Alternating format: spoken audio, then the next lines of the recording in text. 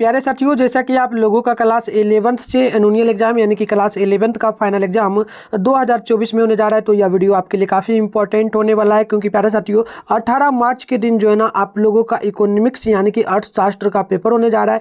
तो अभी कैसे वीडियो में ना हम लोग इकोनॉमिक्स का 100% ओरिजिनल पेपर का ऑब्जेक्टिव प्लस सब्जेक्टिव दोनों का जो है ना मैं आपको आंसर के बताने वाला। प्यारे बच्चों, आप देख सकते हो बिल्कुल यह ओरिजिनल पेपर है और सेम टू सेम यही आपके एग्जाम में आएगा, इसमें किसी भी प्रकार की एडिटिंग वगैरह नहीं है। ठीक है, तो देखिए आपका विषय कोड वगैरह जो है ना 326 रहेगा। और प्यारे बच्चों आगे जो है ना मैं डाउनलोड करने के लिए भी ये सिखा दूंगा। और ये जान लीजिए ये आर्ट्स वाले बच्चों के लिए, ठीक है, आर्ट्स वाले बच्चों के लिए है। और अगर आप लोग कॉमर्स वाले बच्चों तो आपके लिए भी आएगा, आप लोग चैनल को सब्सक्राइब कर लेना।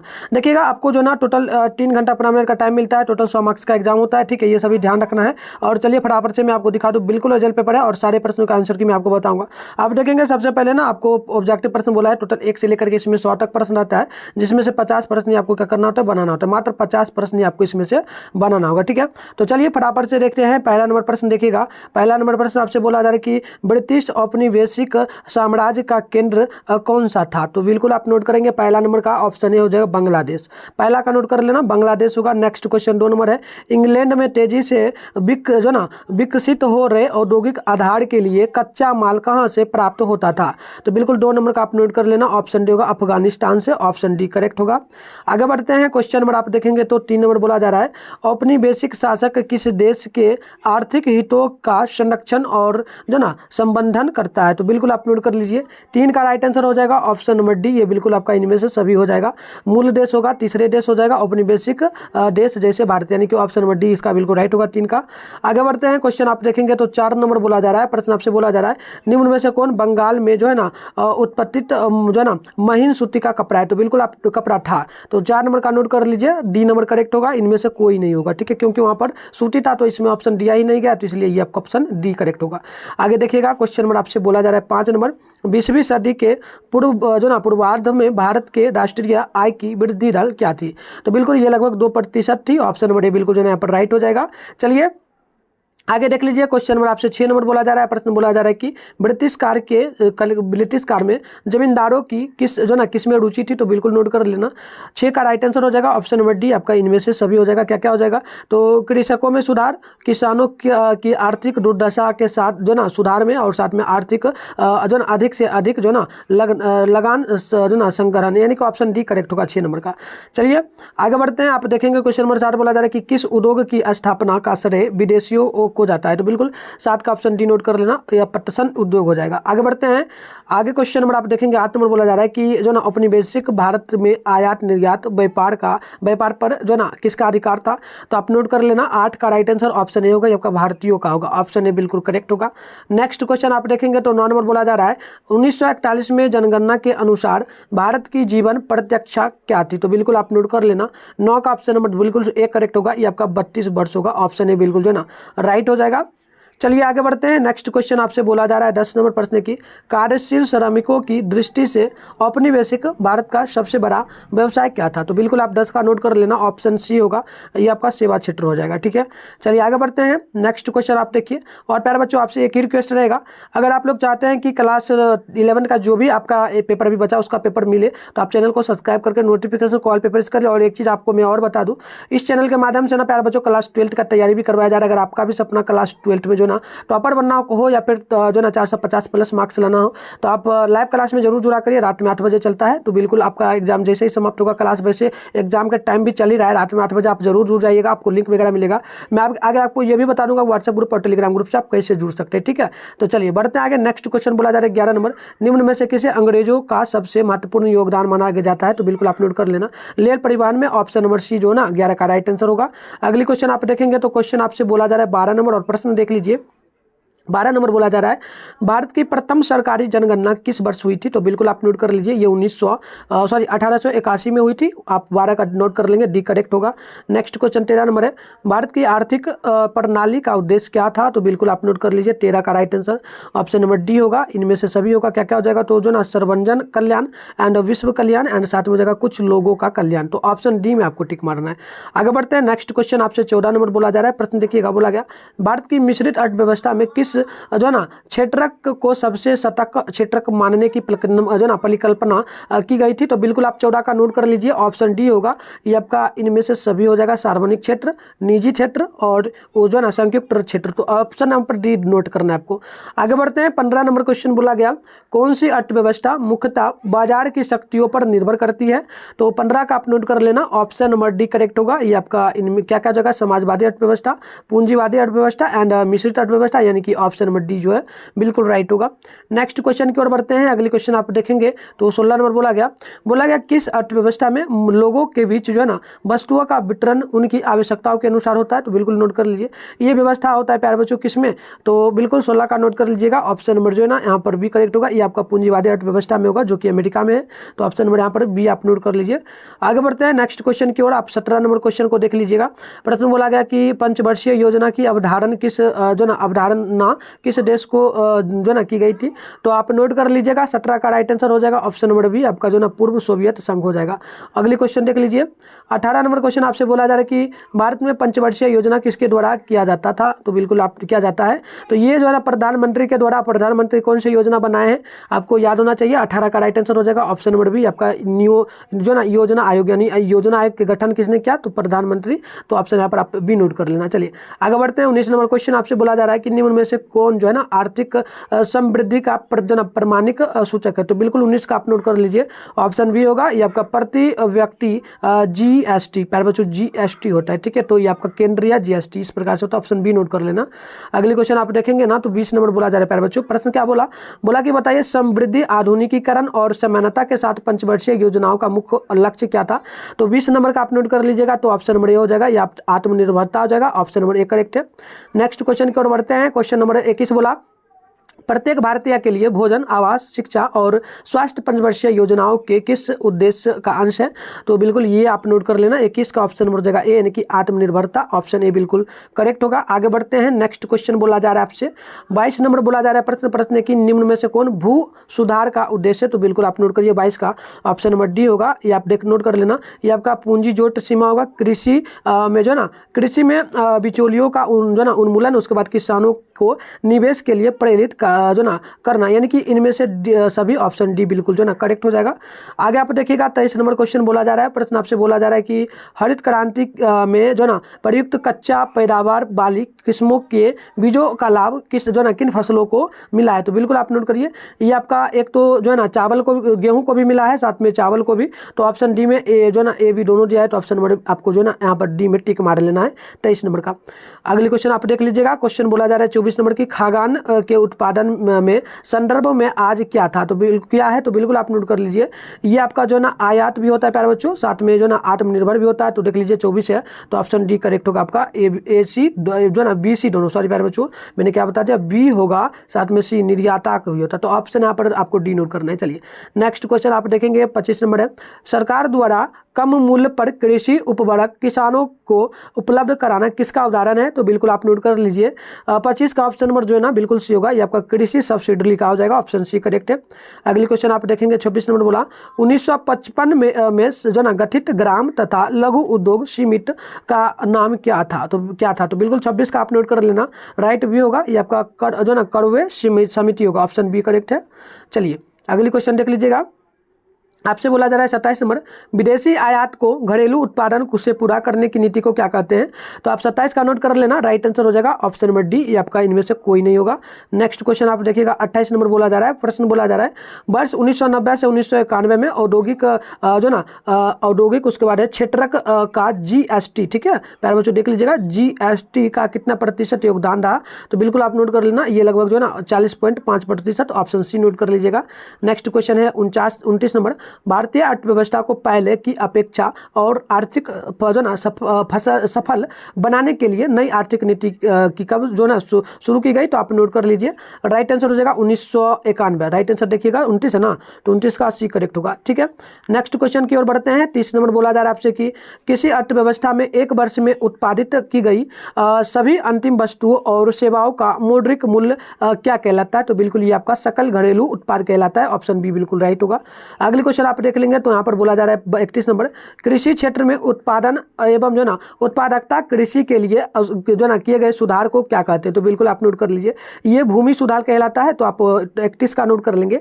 राइट आंसर क्या होगा प्यारे बच्चों, बी बिल्कुल करेक्ट होगा। ठीक है, नेक्स्ट क्वेश्चन आप देख लीजिए 32 नंबर है कि जो ना आयात की जाने वाली वस्तु की मात्रा की सीमा क्या कहलाती है, तो बिल्कुल ये आपका जो ना प्रशुल्क कहलाती है। तो 32 का ऑप्शन ए करेक्ट होगा।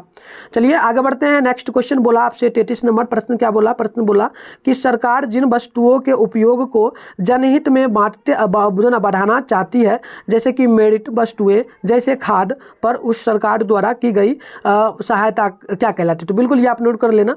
33 का ऑप्शन हो जाएगा सी ऑप्शन करेक्ट, यानी कि ये आपका जो ना क्या हो जाएगा प्यारे बच्चों, सहायकी हो जाएगा। ऑप्शन सी नोट कर लीजिएगा। ठीक है, चलिए आगे बढ़ते हैं। नेक्स्ट क्वेश्चन देख लीजिएगा 34 नंबर, बोला जा रहा है आपसे कि उच्च पैदा वाली किस्म यानी कि HYV जीवों के विषय में क्या सही है, तो बिल्कुल आप 34 का नोट कर लेना। राइट आंसर हो जाएगा ऑप्शन नंबर डी, आपका जो ना इनमें से सभी हो जाएगा। आगे बढ़ते हैं 35 नंबर क्वेश्चन आपसे बोला जा रहा है नीति आयोग का अध्यक्ष कौन होता है, तो नीति आयोग आप नोट कर लेना। नीति आयोग का अध्यक्ष जो होता है प्रधानमंत्री होता है। तो प्रधानमंत्री कहीं पर नहीं दिया है, तो इनमें से आपको डी में टिक मारना है, इनमें से कोई नहीं, ऑप्शन डी आप 35 में टिक मार सकते हैं। ठीक है, चलिए आगे बढ़ते हैं। 36 नंबर क्वेश्चन आपसे बोला गया 1991 में आर्थिक संकट से उबरने के लिए भारत ने जो ना किससे ऋण लिया था यानी कर्ज लिया था, तो बिल्कुल आप नोट कर लेंगे।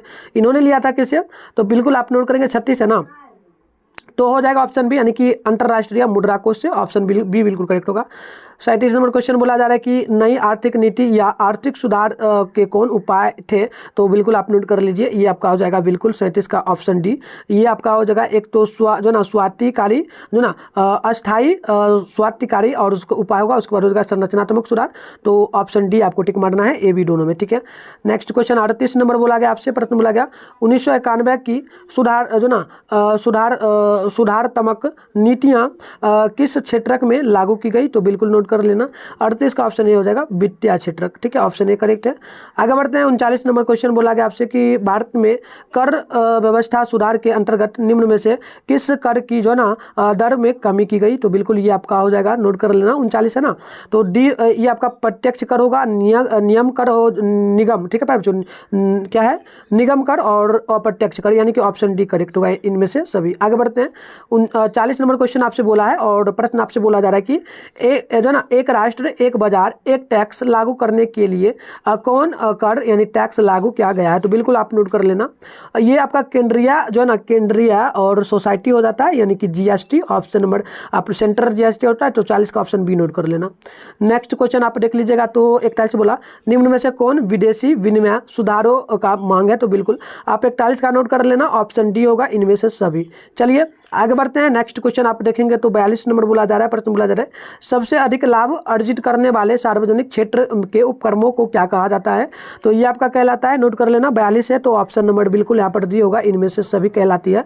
नेक्स्ट क्वेश्चन की ओर बढ़ते हैं। देखिएगा क्वेश्चन बोला 43 नंबर प्रश्न बोला सार्वजनिक क्षेत्र की कंपनियों की जो ना इक्टो की बिक्री जो ना के माध्यम से निजीकरण को क्या कहा जाता है, तो बिल्कुल आप नोट कर लेना। ये आपका कहलाता है जो है ना, ये इनमें से कोई नहीं कहलाता है प्यारे बच्चों। 43 का डी नोट कर लेना।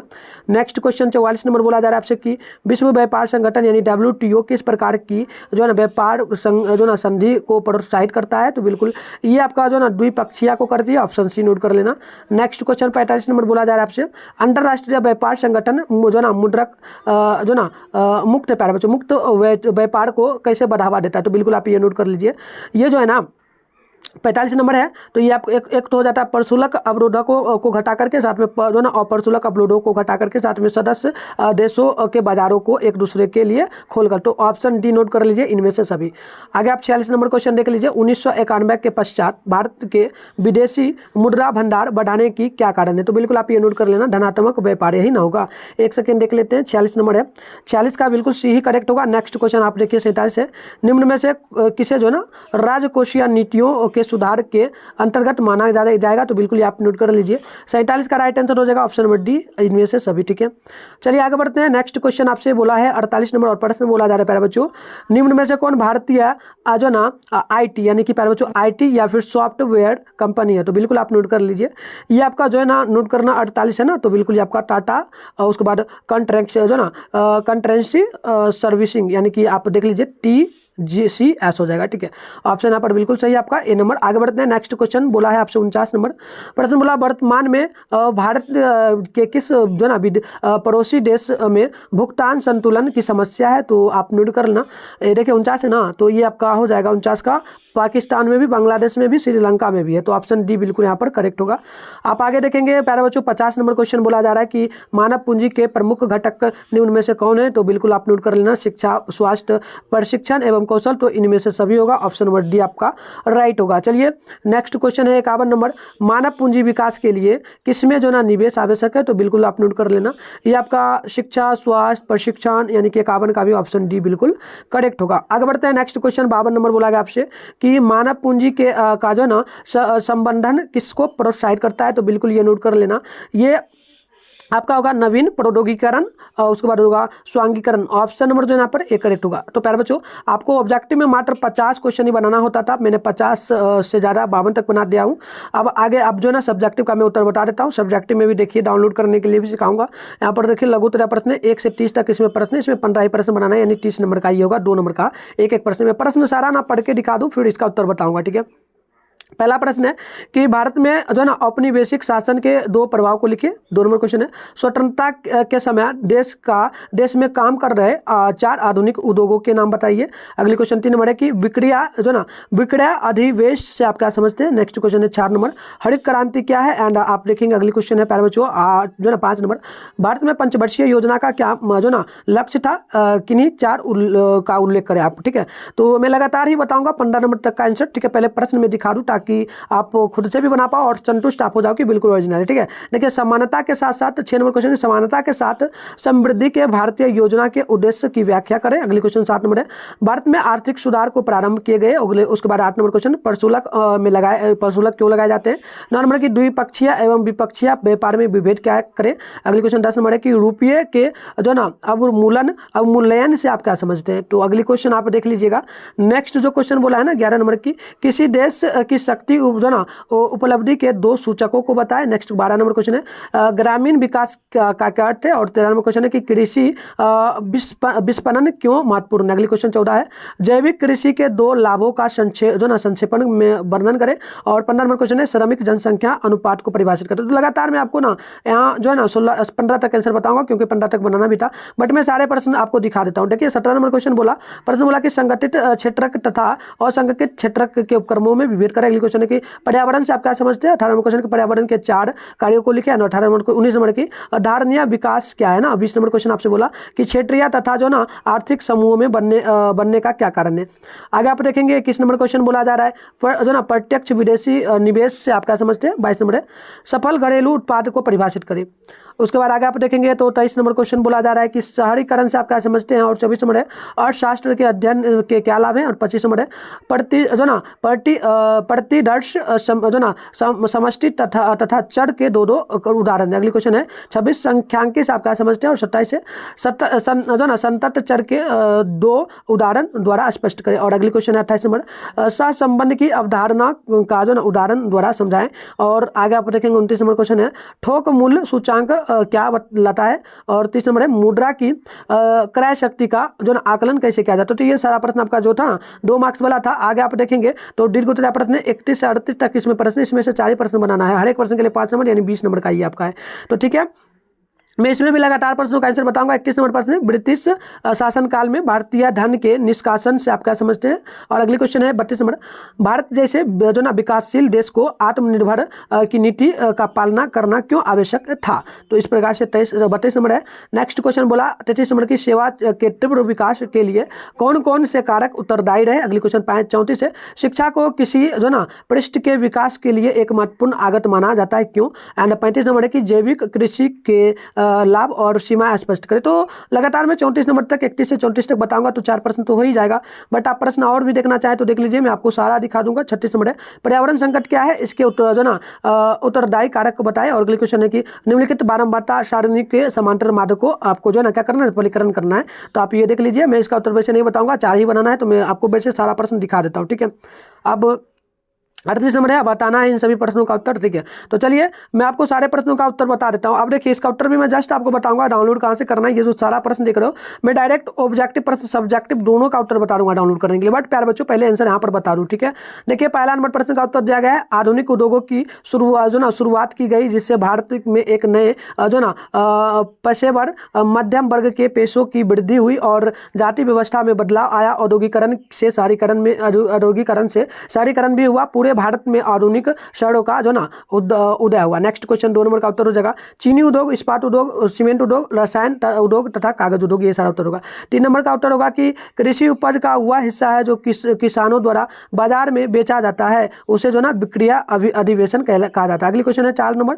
यह प्रश्न है कि हरित क्रांति जैसे तीसरी कृषि क्रांति के रूप में भी जाना जाता है।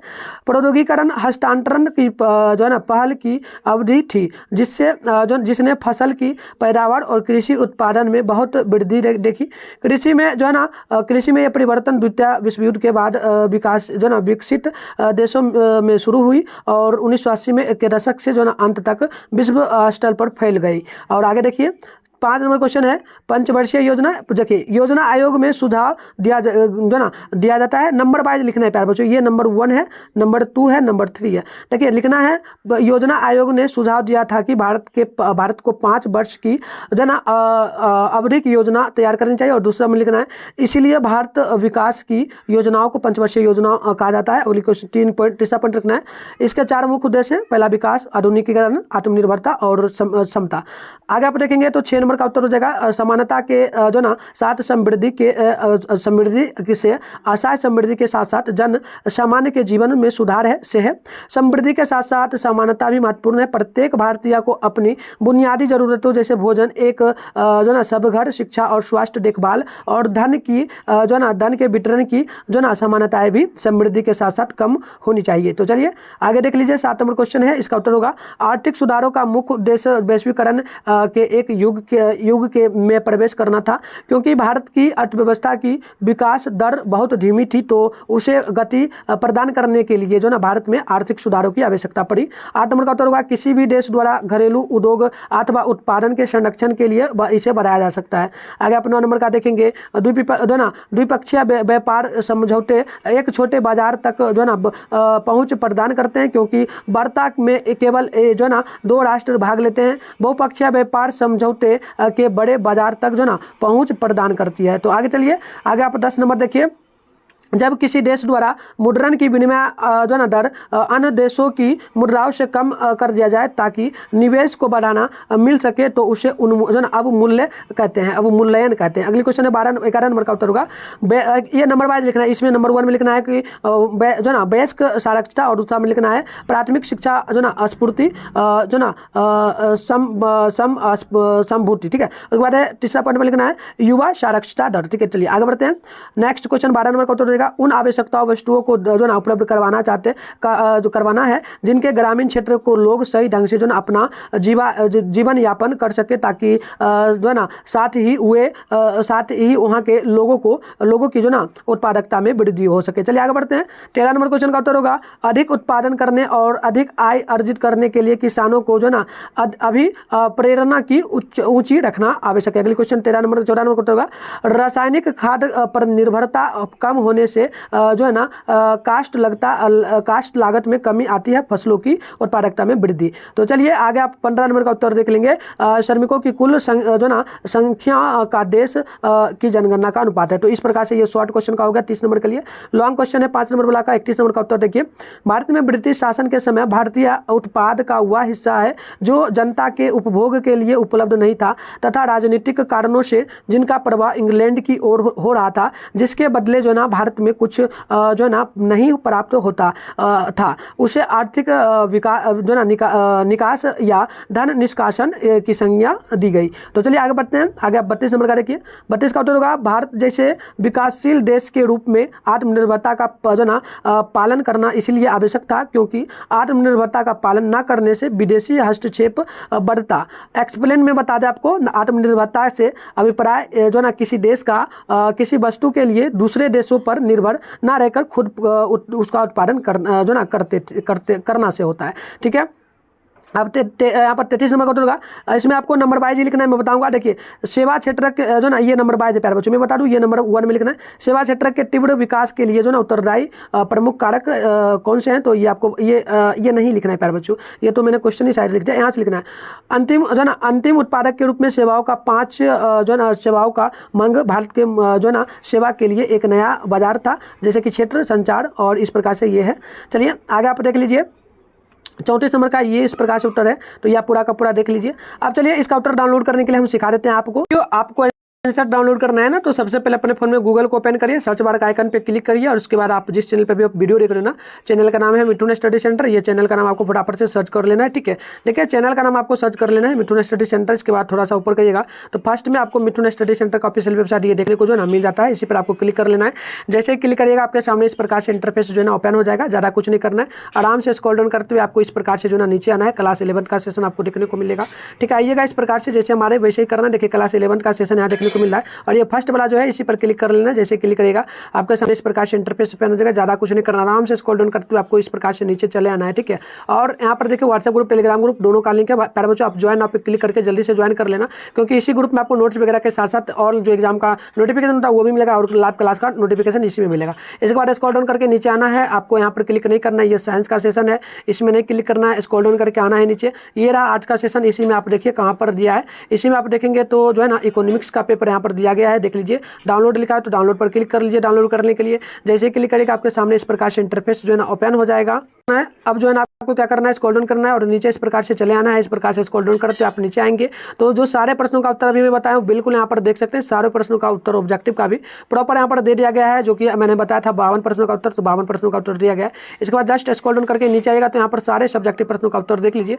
ये मैं डाल दिया हूँ, तो यहाँ से आकर के लिख लीजिए, और जिस भी सब्जेक्ट का पेपर चाहिए यहाँ पर सारे सब्जेक्ट है, आप अपने अकॉर्डिंग यहाँ से देखकर डाउनलोड कर लीजिए। मिलता है नेक्स्ट वीडियो में, तब तक के लिए।